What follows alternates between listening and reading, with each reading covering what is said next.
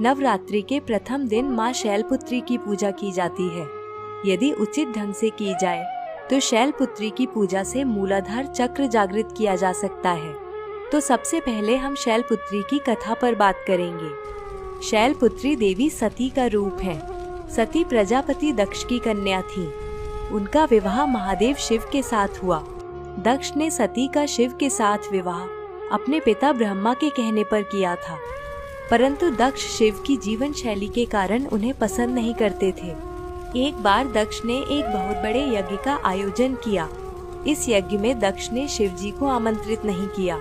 जब सती को ज्ञात हुआ कि उनके पिता ने एक ऐसे यज्ञ का आयोजन किया है जिसमें सभी देवी देवता आमंत्रित हैं, तो उन्होंने भी शिव जी के सामने पिता के यहाँ जाने की इच्छा व्यक्त की।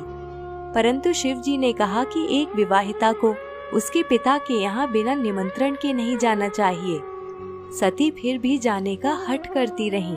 सती की अपने घर जाकर सबसे मिलने की व्यग्रता देख शिव जी ने उन्हें जाने की अनुमति दे दी। जब सती पिता के घर पहुँची तो माँ के अतिरिक्त किसी ने भी उन्हें स्नेह और आदर नहीं दिया। यहाँ तक कि यज्ञ में शिव जी का भाग भी नहीं निकाला गया। जब सती ने पिता दक्ष से इसका कारण पूछा तो दक्ष ने उत्तर दिया कि शिव वाघांबर धारण करता है, मुंडियों की माला पहनता है, वो देवताओं के साथ बैठने योग्य नहीं है। पति के लिए ऐसे अपमानजनक शब्द सुनकर सती को बहुत दुख हुआ और उन्हें भयंकर क्रोध आया। उन्हें समझ आ गया था कि शिव जी की बात न मानकर उन्होंने बहुत बड़ी गलती की है। भयंकर क्रोधाग्नि में सती ने स्वयं को उसी क्षण समाप्त कर दिया। इस भयावह घटना को सुनकर शिव जी ने अपने गणों को वहां भेजा और यज्ञ को पूर्णतया विध्वंस करा दिया। शिव जी क्रोध में आकर तांडव करने लगे और सती के शरीर को लेकर सभी दिशाओं में भ्रमण करने लगे। संपूर्ण ब्रह्मांड इस दृश्य को देख भयभीत हो गया।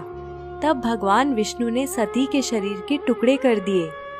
ये टुकड़े जिन स्थानों पर गिरे वो स्थान ही आज शक्तिपीठ कहलाते हैं। माता सती ने अगला जन्म शैलराज हिमालय की पुत्री के रूप में लिया, इसलिए ही उनका नाम शैलपुत्री पड़ा। उन्हें पार्वती और हेमवती भी कहा जाता है। तो यह थी माँ शैलपुत्री की कथा। अब आइए पूजा विधि जानते हैं। नवरात्रि का शुभारंभ कलश स्थापना के साथ किया जाता है। यह कलश 9 दिन तक स्थापित रहता है। इसके लिए सबसे पहले एक लकड़ी की चौकी को साफ करके इस पर लाल रंग का कपड़ा बिछाएं। इस चौकी पर माँ दुर्गा का चित्र रखें। अब किसी मिट्टी के पात्र अथवा गमले में मिट्टी डालकर जौ के कुछ बीज बो दें। इस पात्र में थोड़ा पानी डाल दें। अब एक तांबे का कलश लेकर इस पर कलावा या मौली बांध दें और कलश पर तिलक लगाएं। इस कलश में गंगा जल भरकर कुछ चावल के दाने, सुपारी और दूर्वा घास डाल दें। कलश के किनारों पर 5 आम के पत्ते रखें और कलश को ढक दें। अब एक नारियल को एक साफ लाल रंग के कपड़े में लपेटकर इसे भी कलावे से बांध दें। इस नारियल को कलश पर स्थापित करें। अब लकड़ी की चौकी पर माँ के चित्र के बराबर जौ वाला पात्र रखें और उस पर कलश स्थापित कर दें। इस कलश को 9 दिन तक ऐसे ही रहने दें और जिस मिट्टी के पात्र या गमले में आपने जौ बोया है उसे प्रतिदिन थोड़ा थोड़ा पानी देते रहें। यदि आपके लिए संभव है तो नवरात्रि के 9 दिन माँ के सामने अखंड ज्योति प्रज्वलित करें। इसके पश्चात एक छोटे से हवन कुंड में एक छोटे कंडे के टुकड़े को जलाकर रखें। इसमें थोड़ा कपूर डाल दें। 2 लौंग लेकर घी में डुबोकर और सुपारी कंडे की अग्यारी में अर्पित करें। साथ ही रोली और चावल से तिलक करें। अब पूजा में फल और मिठाई का भोग लगाएं। कुछ लोग प्रथम दिन से दुर्गा सप्तशती के अध्यायों का पाठ करते हैं। यदि आप भी इस प्रथा का अनुसरण करते हैं तो इसे अवश्य करें। प्रतिदिन माँ दुर्गा के कवच का पाठ करना बिल्कुल न भूलें। ऐसा करने से माँ का आशीर्वाद सदैव आप पर बना रहेगा। इसके पश्चात व्रत का संकल्प लें। तत्पश्चात शैलपुत्री के मंत्र का एक माला जप करें। माला में मोतियों की संख्या 108 होनी चाहिए। माँ शैलपुत्री का मंत्र इस प्रकार है: ओम शम शैलपुत्री देव्यै नमः। इस मंत्र का 108 बार जप करें। माँ शैलपुत्री आयु, सौभाग्य और प्रकृति की देवी हैं। इसलिए माँ से प्रार्थना करें कि आपके घर में सौभाग्य बना रहे और सभी को लंबी आयु और स्वस्थ जीवन की प्राप्ति हो। अब आरती करके क्षमा याचना करते हुए पूजा का समापन करें। संध्या के समय में भी आरती करें और इसके साथ समाप्त होती है नवरात्रि के प्रथम दिन की पूजा विधि। नवरात्रि का दूसरा दिन समर्पित है माँ दुर्गा का दूसरा स्वरूप ब्रह्मचारिणी को। तो आरंभ करते हैं माँ ब्रह्मचारिणी की कथा के साथ। ब्रह्म का अर्थ है तपस्या और चारिणी का अर्थ है आचरण करने वाली। माँ ब्रह्मचारिणी ने अपने पूर्व जन्म में पूरे जीवन तपस्या की। उनकी घोर तपस्या के कारण ही वो ब्रह्मचारिणी के नाम से जानी गई। इसलिए ब्रह्मचारिणी को तपस्या, ज्ञान और वैराग्य की देवी माना जाता है। अपने पूर्व जन्म में देवी ब्रह्मचारिणी ने हिमालय की पुत्री के रूप में जन्म लिया और महादेव शिव को पति के रूप में प्राप्त करने के लिए घोर तपस्या की। ब्रह्मचारिणी ने 1000 वर्ष केवल फल और फूल का आहार करके व्यतीत किए। 100 वर्षों तक केवल शाक खाकर जीवन व्यतीत किया। 3000 वर्षों तक केवल टूटे हुए बिल्व पत्र अथवा बेल पत्र का आहार करके शिव जी के ध्यान में लीन रहीं और इसके बाद बेलपत्र खाना भी त्याग दिए और निराहार एवं निर्जल होकर महादेव की तपस्या करती रहीं। पत्रों का त्याग करने के कारण ही उनका नाम अपर्णा भी पड़ा। जीवन के बहुत से दिन देवी ब्रह्मचारिणी ने खुले आकाश के नीचे व्यतीत किए।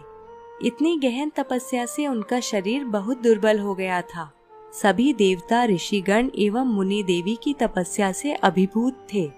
सभी ने देवी के समर्पण की सराहना की और प्रार्थना करते हुए कहा कि हे देवी, आज तक इस संसार में किसी ने इतनी कठोर तपस्या नहीं की है। ऐसा करने का साहस केवल आप में ही है। आपकी मनोकामना अवश्य पूर्ण होगी और अगले जन्म में चंद्रमौली शिव आपको पति के रूप में प्राप्त होंगे। आप कृपा करके तपस्या छोड़कर अपने घर लौट जाइए। ब्रह्मा जी ने ब्रह्मचारिणी की तपस्या से प्रसन्न होकर उन्हें शिव जी की पत्नी बनने का वरदान दिया और इस प्रकार देवी ने अगले जन्म में शिव जी को अपने पति के रूप में प्राप्त किया। देवी ब्रह्मचारिणी की कथा का सार यह है कि जीवन में कठिनाई के समय में भी अपने पथ से विचलित नहीं होना चाहिए। अध्यात्म और आत्मिक आनंद के लिए माँ ब्रह्मचारिणी का आशीर्वाद आवश्यक है। ब्रह्मचारिणी देवी की आराधना करने वाला मनुष्य मोक्ष का भागी होता है। साथ ही ब्रह्मचारिणी के भक्तों को प्रसन्नता और आरोग्य की प्राप्ति होती है। महातपस्विनी ब्रह्मचारिणी अपने भक्तों को हर प्रकार के भय से मुक्त करती हैं।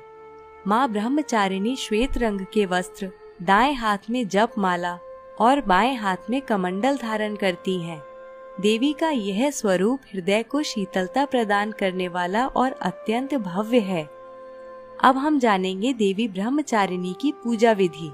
प्रयास करें कि नवरात्रि की पूजा में लाल या पीले रंग के वस्त्र पहने।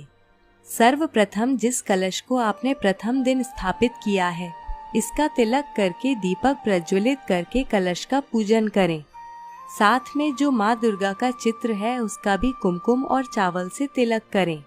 आशा है आपने माता के सामने अखंड ज्योति प्रज्वलित की है। इसमें तेल या घी उचित मात्रा में डालते रहें, जिससे ज्योति रात्रि के समय में भी खंडित ना हो। संभव हो तो इस दिन देवी को कमल का पुष्प अर्पित करें। इसके पश्चात फल, मिष्ठान, सुपारी, पान आदि अर्पित करें। जैसा कि हमने प्रथम दिन की पूजा में बताया था कि एक कंडे का टुकड़ा जलाकर इसमें कपूर डालकर लौंग का जोड़ा घी में डुबोकर अर्पित करें और इस अग्यारी का रोली चावल से तिलक करें। अब ब्रह्मचारिणी स्तोत्र मंत्र का 11 बार उच्चारण करें। स्तोत्र मंत्र इस प्रकार है: दधाना कर पद्माभ्याम अक्षमाला कमंडलु देवी प्रसीदतु मयि ब्रह्मचारिण्य उत्तमा। अब दुर्गा सप्तशती का पाठ करके कवच का पाठ करें। साथ ही इस पुस्तक में उल्लेखनीय बीज मंत्रों का भी उच्चारण करें। इसके पश्चात या देवी सर्वभूतेषु ब्रह्मचारिणी रूपेण संस्थिता नमस्तस्यै नमस्तस्यै नमस्तस्यै नमो नमः, इस मंत्र का जप करें। देवी की वंदना करें और प्रार्थना करें कि भौतिक जीवन जीते हुए आपको आध्यात्मिक ज्ञान की प्राप्ति हो और आप वैराग्य की ओर अग्रसर हों। अब देवी की आरती करके क्षमा याचना के साथ पूजा का समापन करें। संध्या आरती भी अवश्य करें। नवरात्रि के तीसरे दिन माँ चंद्रघंटा की पूजा की जाती है। मैं आशा करती हूँ कि आप सभी भक्तगणों के घरों में माँ की मूर्ति या चित्र के सामने अखंड ज्योति प्रज्वलित है और प्रथम दिन बोए हुए जौ के बीज अब अंकुरित होने लगे हैं। नवरात्रि के 9 दिन पूजा का स्थान इसी प्रकार सुसज्जित रहना चाहिए। माँ दुर्गा का तीसरा रूप चंद्रघंटा अलौकिक वस्तुओं के दर्शन कराता है। यह स्वरूप बहुत आकर्षक, कल्याणकारी और शांति प्रदान करने वाला है। इस स्वरूप में देवी के माथे पर घंटे के आकार का अर्धचंद्र है, इसलिए इन्हें चंद्रघंटा कहा जाता है। इनका शरीर स्वर्ण के समान चमक धारण करता है। माँ चंद्रघंटा के 10 हाथ हैं, जिनमें अनेक अस्त्र शस्त्र सुशोभित हैं। उनका वाहन सिंह है। देवी के मस्तिष्क पर सुसज्जित घंटे की भयंकर ध्वनि राक्षसों और असुरों को भयभीत करती है। मान्यता है कि यदि माँ चंद्रघंटा की पूर्ण विधि विधान से पूजा अर्चना की जाए तो यश और सम्मान की प्राप्ति होती है। देवी चंद्रघंटा कष्टों से मुक्ति दिलाने वाली और हृदय रोग निवारक हैं। यह भी कहा जाता है कि माता चंद्रघंटा की आराधना से भक्तों को पिछले जन्मों के भी पापों से मुक्ति मिलती है। इन देवी की पूजा करने से साधकों को अलौकिक वस्तुओं और दिव्य सुगंधों का अनुभव होता है, परंतु इस प्रकार के अनुभव केवल शुद्ध और तपस्वी साधकों को ही होते हैं। इसलिए स्वच्छ शरीर और पवित्र मन और हृदय से देवी की आराधना कर माँ से आशीर्वाद प्राप्त करना चाहिए। उनकी उपासना से सहज ही सभी सांसारिक कष्टों और बंधनों से मुक्त होकर हम ध्यान में लीन हो सकते हैं। चंद्रघंटा की आराधना मणिपुर चक्र में ध्यान लगाकर की जाती है। अब जानते हैं माता चंद्रघंटा की पूजा विधि। सबसे पहले माँ चंद्रघंटा को कुमकुम का तिलक लगाकर चरण स्पर्श करें। अब जैसा कि हमने नवरात्रि के पहले और दूसरे दिन की पूजा में अग्नि को लौंग का जोड़ा अर्पित करने की विधि बताई है, उसी प्रकार लौंग अर्पित करें। देवी को फल, पुष्प, मिष्ठान आदि अर्पित करें। यदि आप अच्छे मन से स्वयं कोई मिष्ठान बनाकर अर्पित करते हैं तो देवी प्रसन्नता पूर्वक स्वीकार करती हैं। प्रयास करें कि नवरात्रि में प्रतिदिन कुछ घर के बने हुए मिष्ठान का भोग लगाएं। अब दुर्गा सप्तशती के अध्याय का पाठ करें और देवी का कवच पढ़कर चंद्रघंटा बीज मंत्र का उच्चारण करें। यह बीज मंत्र इस प्रकार है: ऐं श्रीं शक्त्यै नमः। इसके पश्चात देवी चंद्रघंटा मंत्र ओम ऐं ह्रीं क्लीं चंद्रघंटायै नमः की एक माला का जप करें। अब दुर्गा आरती या यदि आपकी पुस्तक में माँ चंद्रघंटा की आरती है तो उसे प्रेम पूर्वक गाकर माँ की आरती उतारें। इसके पश्चात माँ से प्रार्थना करें कि आपके सभी पाप नष्ट हों और क्षमा याचना के साथ पूजा का समापन करें। नवरात्रि का चौथा दिन माँ कूष्मांडा को समर्पित है। कूष्मांडा शक्ति का चौथा स्वरूप है। इन्हें सूर्य के समान तेजस्वी माना गया है।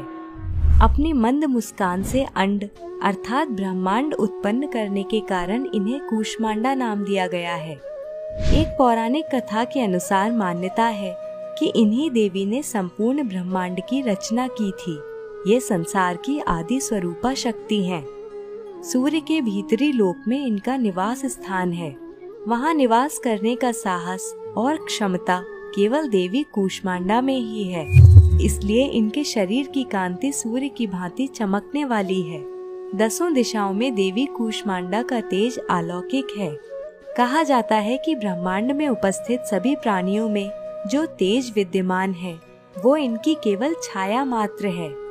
देवी कूष्मांडा की 8 भुजाएं हैं, जिनमें से 7 भुजाओं में क्रमशः कमंडल, धनुष, बाण, कमल, पुष्प, अमृत, पूर्ण कलश, चक्र तथा गदा है और 8वीं भुजा में सिद्धि और रिद्धि प्रदान करने वाली जप माला है। इनकी सवारी सिंह है।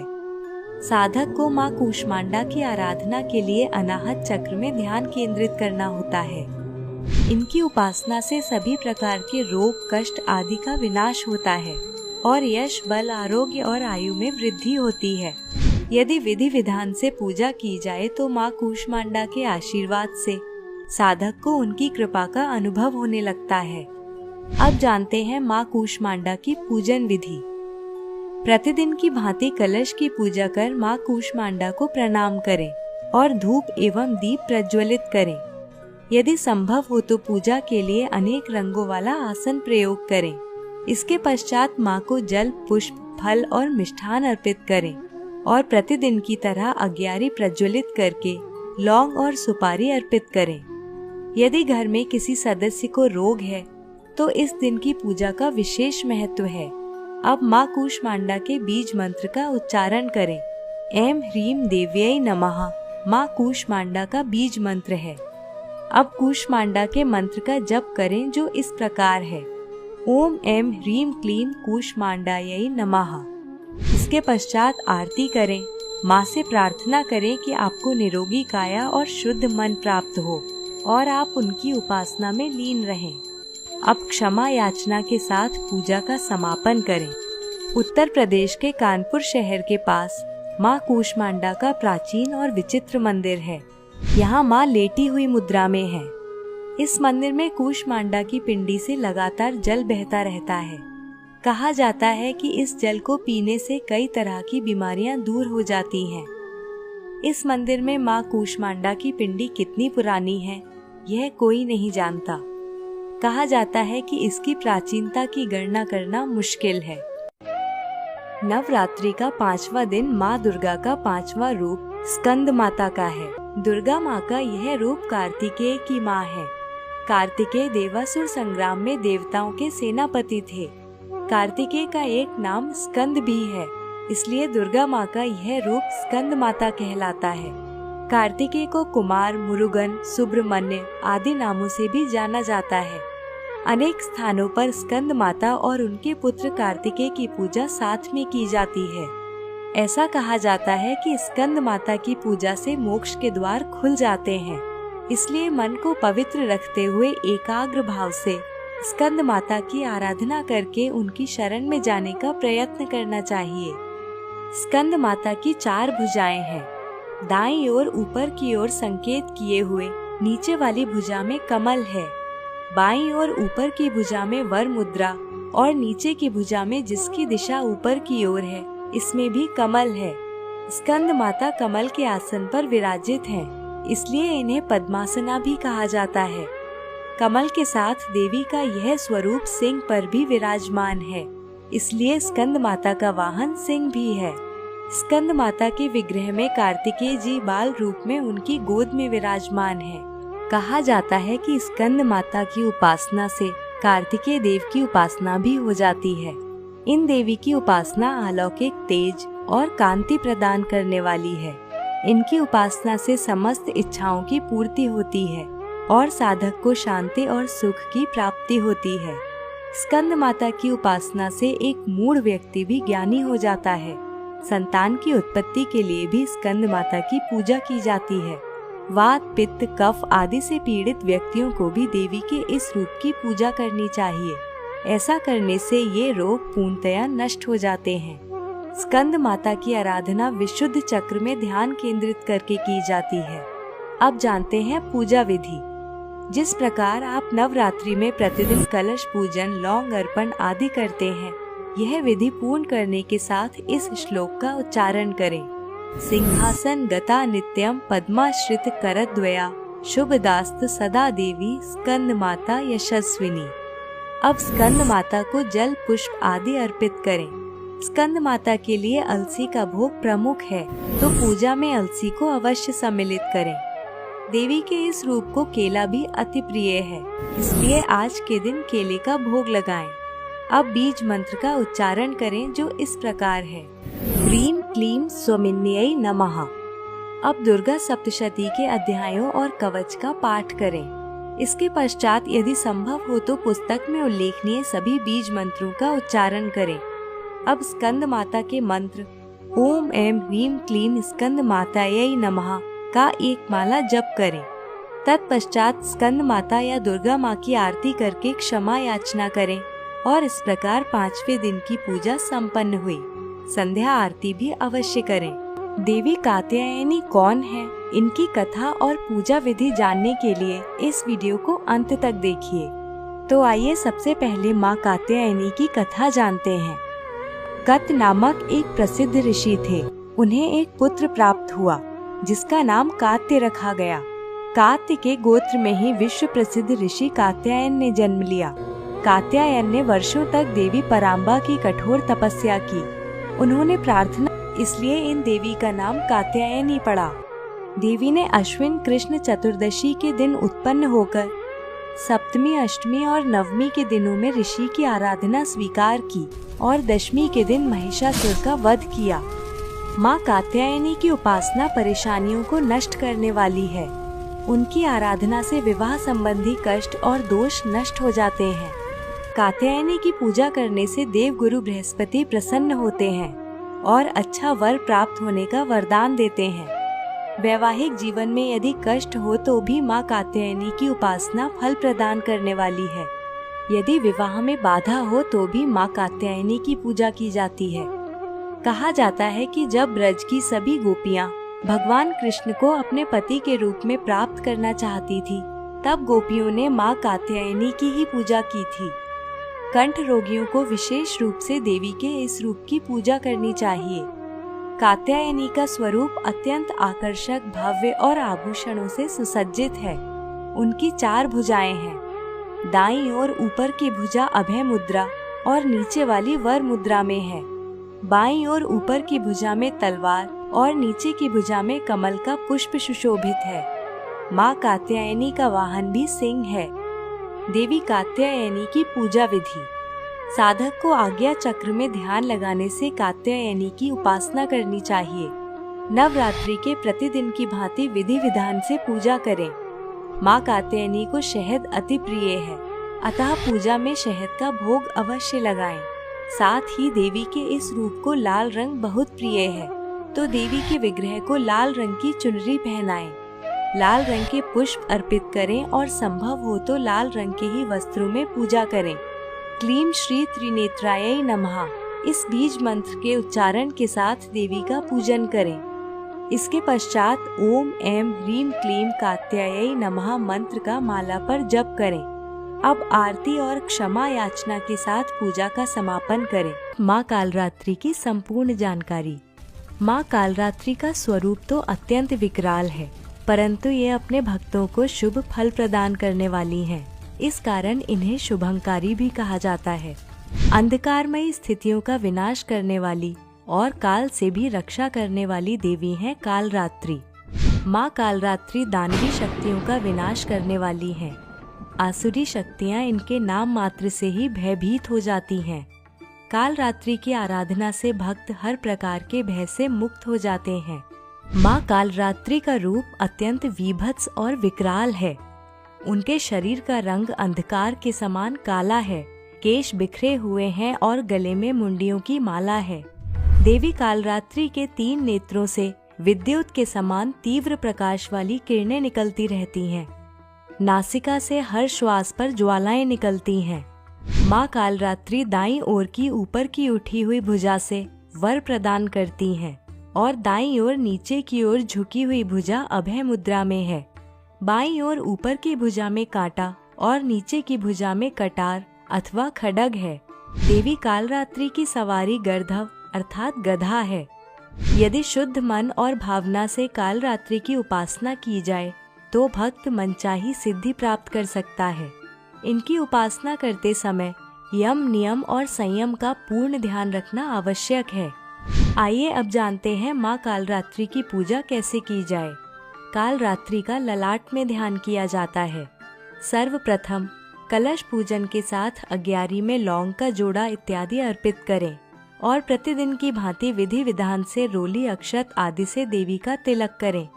अब देवी के बीज मंत्र क्लीम ऐं श्रीं कालिकायै नमः का 9 से 11 बार उच्चारण करें। इसके पश्चात कालरात्रि मंत्र ओम ऐं ह्रीं क्लीं कालरात्रयै नमः का 1 माला जप करें। अब दुर्गा सप्तशती का पाठ करें और सभी बीज मंत्रों का भी उच्चारण करें। अंत में आरती एवं क्षमा याचना के साथ पूजा का समापन करें। माँ कालरात्रि का मंदिर बिहार में सारण जिले के नया गांव में स्थित है। अनेक स्थानीय श्रद्धालु यहाँ देवी के दर्शन करने हेतु आते हैं। और देवी का ध्यान करके नकारात्मक शक्तियों के भय से मुक्त होकर काल रात्रि की भक्ति में लीन होकर जीवन व्यतीत करते हैं। माँ दुर्गा का अष्टम रूप श्री महागौरी है। महागौरी का पूजन नवरात्रि के अष्टम दिन किया जाता है। यह दिन बहुत शुभ होता है। इस दिन महागौरी की उपासना से असंभव कार्य भी संभव हो जाते हैं। नवरात्रि की अष्टमी को लोग अनेक कार्यों का शुभारंभ करते हैं। माँ महागौरी की आराधना मनोवांछित फल प्रदान करने वाली है। महागौरी आदि शक्ति हैं। इनके ओज और तेज से संपूर्ण जगत प्रकाशमान होता है। दुर्गा सप्तशती में उल्लेखनीय है कि शुंभ निशुंभ राक्षसों से पराजित होने के पश्चात देवताओं ने गंगा तट पर जिन देवी की आराधना की वे आदि शक्ति महागौरी ही हैं। महागौरी के विषय में 2 कथाएं प्रचलित हैं। एक कथा के अनुसार महादेव शिव को पति रूप में प्राप्त करने के लिए देवी ने कठोर तपस्या की, जिससे उनका शरीर काला पड़ गया। उनकी तपस्या से प्रसन्न होकर शिव जी ने देवी को स्वीकार कर उनका शरीर गंगा जल से धोया। तब से देवी का शरीर अत्यंत कांतिमान और तेजपूर्ण हो गया और तभी से इन्हें महागौरी कहा जाने लगा। दूसरी कथा के अनुसार एक बार शिव जी ने पार्वती जी के रूप के लिए कुछ कटु शब्द कह दिए, जिससे पार्वती जी आहत हुईं और कठोर तपस्या में लीन हो गईं। जब अनेक वर्षों तक माँ पार्वती वापस नहीं आई, तब शिव जी उनकी खोज में निकल पड़े और अंततः उन्हें ढूंढ लिया। जैसे ही शिव जी ने माँ पार्वती को देखा, वो आश्चर्यचकित हो गए।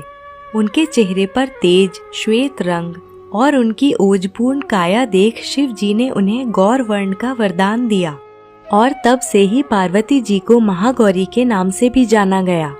महागौरी का वर्ण गौर है। देवी के आभूषण एवं वस्त्र भी श्वेत हैं और मुद्रा अत्यंत शांत है।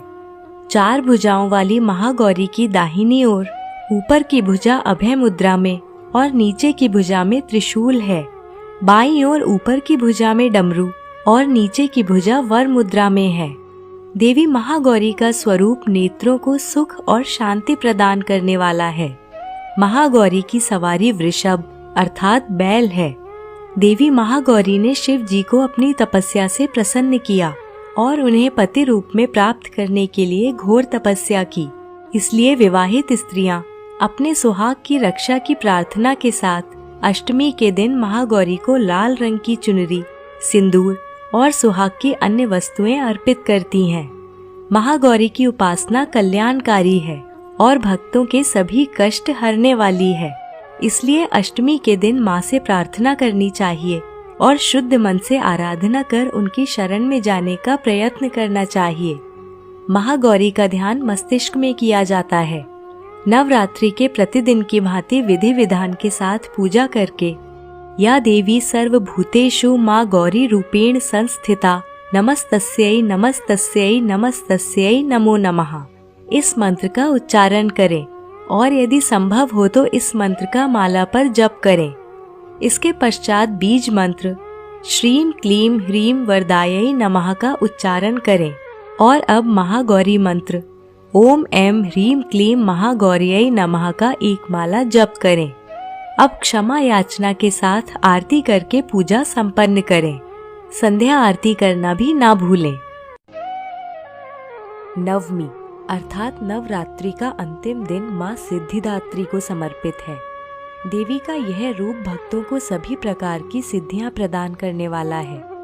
मार्कंडेय पुराण में 8 सिद्धियों का उल्लेख मिलता है, जिनके नाम क्रमशः अणिमा, महिमा, गरिमा, लघिमा, प्राप्ति, प्राकाम्य, ईशित्व एवं वशित्व है। ब्रह्म वैवर्त पुराण में 10 सिद्धियों का उल्लेख है, जिनके नाम क्रमशः सर्व कामा वसायता, सर्वज्ञत्व, दूर श्रवण, परकाय प्रवेशन, वाक सिद्धि, कल्प वृक्षत्व, सृष्टि, संहार करण सामर्थ्य, अमरत्व और सर्व न्यायकत्व है। इस प्रकार पुराणों में कुल मिलाकर 18 सिद्धियों का उल्लेख मिलता है। माँ सिद्धिदात्री इन सभी सिद्धियों की स्वामिनी है और सभी सिद्धियां अपने भक्तों को प्रदान करती हैं। देवी पुराण के अनुसार सिद्धिदात्री की कृपा से ही महादेव शिव को सभी सिद्धियों की प्राप्ति हुई थी और इनकी कृपा से ही शिव जी का आधा शरीर देवी का हुआ, जिस कारण शिव जी अर्धनारीश्वर नाम से प्रसिद्ध हुए। धरती पर सिद्धिदात्री के रूप में प्रकट हुई थी। माँ सिद्धिदात्री का रूप अत्यंत सौम्य और आकर्षक है। इनकी 4 भुजाएं हैं। दाहिनी ओर ऊपर की भुजा में चक्र और नीचे की भुजा में गदा है। बाईं ओर ऊपर की भुजा में शंख तथा नीचे की भुजा में माँ कमल धारण करती हैं। उनके कंठ में दिव्य माला सुशोभित है। देवी का यह रूप कमल पर विराजित है और इनकी सवारी सिंह है। दुर्गा सप्तशती में अनेक स्थानों पर सिद्धिदात्री का उल्लेख मिलता है। एक कथा के अनुसार देवी ने स्वयं ही कहा है कि मेरे अतिरिक्त दूसरी कोई नहीं है, ये सब मेरी ही विभूतियाँ हैं। इसके पश्चात सभी देवियाँ देवी सिद्धिदात्री के शरीर में प्रविष्ट हो गईं। तब देवताओं और दानवों के युद्ध के चलते देवी और शुंभ राक्षस के मध्य भी भयंकर युद्ध छिड़ गया। शुंभ को अपनी ओर आते देख देवी ने त्रिशूल से उसकी छाती पर तीव्र प्रहार किया और उसे धरा पर गिरा दिया। इस प्रकार देवी ने शुंभ का वध किया, जिसके परिणाम स्वरूप समस्त संसार प्रसन्न चित्त हो उठा। नदियां अपने मार्ग पर बहने लगी और उत्पात सूचक मेघ एवं उल्कापात भी शांत मुद्रा में आ गए। आइए अब जानते हैं कि माँ सिद्धिदात्री की पूजा कैसे की जाए। सिद्धिदात्री का ध्यान मध्य कपाल में किया जाता है। भक्तों को सिद्धिदात्री की पूजा पूरे विधि विधान से अपने परिवार के कल्याण हेतु करनी चाहिए। इनके वरदान से बुद्धि, सिद्धि, बल और सुख की प्राप्ति होती है और घर में प्रेम भाव का आगमन होता है। प्रतिदिन की भांति शुद्धता, स्वच्छता और पवित्रता का ध्यान रखते हुए विधि विधान के साथ कलश और देवी का पूजन करें। पूजा में सुगंधित पुष्प, खीर या हलवा और श्रीफल अवश्य रखें और देवी को प्रेम भाव से अर्पित करें। देवी का पूजन करते समय बीज मंत्र ह्रीम क्लीम ऐं सिद्ध्यै नमः का 9 से 11 बार उच्चारण करें। अब एक हवन कुंड तैयार करें, जिसमें आम की लकड़ियां, हवन सामग्री और कपूर का प्रयोग करके अग्नि प्रज्वलित करें। अब हवन में 108 बार हवन सामग्री और घी की आहुति दें। हवन करते समय माला पर देवी मंत्र ओम ऐं ह्रीम क्लीम सिद्धिदात्यै नमः का 108 बार जप करें और प्रत्येक मंत्र के पश्चात स्वाहा के साथ कुंड में आहुति दें। अंतिम मंत्र पर कुंड में नारियल और घी की पूर्ण आहुति देकर हवन संपन्न करें। चूँकि यह नवरात्रि का अंतिम दिन है, इस दिन दुर्गा सप्तशती के अध्याय का पाठ और पुस्तक में उल्लेखनीय बीज मंत्रों का उच्चारण अवश्य करें और संभव हो तो माँ दुर्गा का भजन कीर्तन भी करें। अब क्षमा याचना और आरती के साथ पूजा का समापन करें। यदि आपने 9 दिन का उपवास किया है तो माँ से प्रार्थना करें कि आपको सदैव ही इस भक्ति भाव से माँ ओतप्रोत रखें। इस दिन अच्छा भोजन बनाकर माँ को भोग लगाएं और सर्वप्रथम 9 कन्याओं एवं 1 बालक को भोजन कराएं। तत्पश्चात उनका तिलक कर उन्हें दक्षिणा दें। अब देवी को प्रेम भाव से स्मरण करके यह भोजन स्वयं ग्रहण करें और इस प्रकार आपका नवरात्रि उपवास और पूजा संपन्न हुए। जो जौ के बीज प्रथम दिन बोए थे, वो गमला अगले दिन चौकी से हटाकर घर में कहीं और रख दें और चौकी को पूर्णतया हटा दें। यदि संभव हो तो संध्या में प्रतिदिन माँ की आरती करते रहें। इससे घर में समृद्धि और शांति का आगमन होगा। और मित्रों, इसके साथ समाप्त होती है हमारी नवरात्रि सीरीज। हम लेकर आते रहेंगे आने वाले पर्वों से संबंधित अनेक जानकारियाँ। इसलिए हमारे साथ जुड़े रहिए और Amazon स्टोर पर द डिवाइन टेल्स के पेज को विजिट कीजिए। यहाँ से आप इस फेस्टिव सीजन के लिए बहुत सी वस्तुएं ऑर्डर कर सकते हैं। धन्यवाद।